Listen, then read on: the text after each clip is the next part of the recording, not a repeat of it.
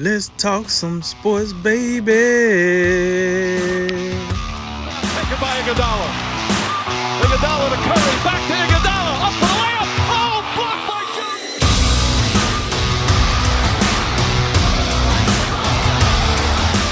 And remember, make tomorrow better than today and make today better than yesterday. And you know what we gonna do.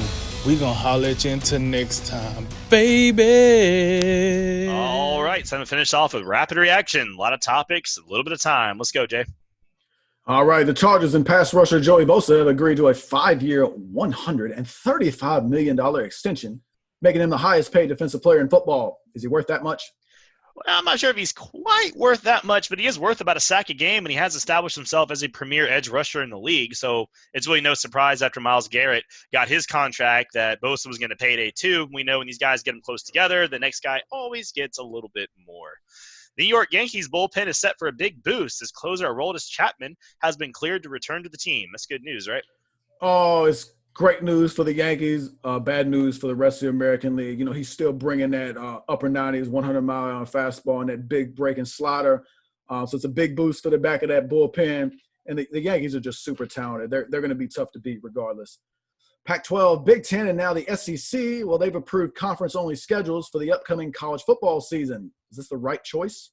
I guess. I'm not a huge fan of it personally. You know, it makes no sense that a team, say like Florida, they can travel to Lexington or Texas for a game in the SEC, but they can't run down the street to play Florida State. I think that at least one non-conference game should have been allowed by these teams to preserve rivalries. Some of them that go back into the 40s and 50s are going to get canceled now, and that's some big traditional hit when college football is a lot about tradition. The response to me feels pretty ham-fisted, but that's the way it goes sometimes. Memphis Grizzlies point guard Ja Morant says the NBA's play-in format for the last playoff spot is unfair to his team. Do you agree?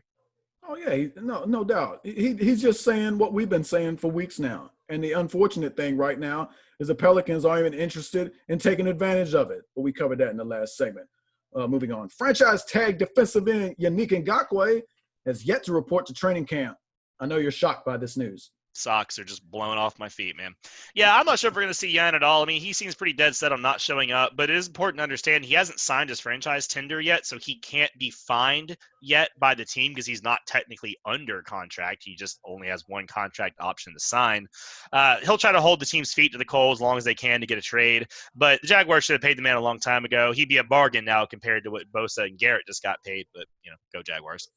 The Houston Astros will be without reigning Cy Young winner Justin Verlander for at least 2 weeks as he nurses a right forearm strain. What does that mean for the Astros going forward? With Justin Verlander, the Astros are a threat for the World Series. Without him, and if this turns out to be more serious and he cannot return, they will struggle to make the playoffs, in my estimation. Texans general manager and coach Bill O'Brien says the team is working hard towards a contract extension for quarterback Deshaun Watson. Your thoughts? I'm not sure Bill O'Brien works hard at anything GM related, but I'll take his word for it. The Texans are under a lot of pressure now to get Watson's deal done in the wake of the Mahomes contract. They definitely don't want to wait till next season and possibly have Lamar Jackson push that market even further upwards. We know that's coming down the road. They can convince Watson to take a big, fully guaranteed deal that still keeps him a little bit below the average of Mahomes' value. Then they definitely need to do it. Major League Baseball and the MLBPA have agreed to 7-inning doubleheaders for the remainder of the season. It's a good idea, right? Yeah, I think so. You got some of these teams, including the Miami Marlins, dealing with these with the coronavirus right now. So they've had a whole week of games scratched out. If you got any hope at making those games up, I think you're going to have to play double headers and not play the complete 9-inning games. I think this is a good move. The Bucs have signed running back LeSean McCoy to a 1-year contract. How big a role do you expect he will have in Tampa? He hasn't had the production that we saw back in 2016 and 17, where he was averaging, you know, almost 1,200 yards a season with the Bills. But I think he is going to be one of those really good backs to complement Brady. You know, he kind of has that feel of some of those Patriot-style running backs we saw that are definitely dual threats out of the backfield that Brady's used to having. So McCoy will be pretty good in that regard, and I expect he'll have a kind of a bounce back year in Tampa. Last one, Heat and Nuggets tomorrow afternoon in the bubble. Who you got? I'm going with Miami. You know how much I love me some Jimmy Butler. I think he has a big game, and he is the reason Miami wins tomorrow. All right. Well, that concludes today's Drink of Wisdom. I'm Cody Ward. And I'm Jay Wise. And remember, make tomorrow better than today. Make today better than yesterday. We'll see you next time.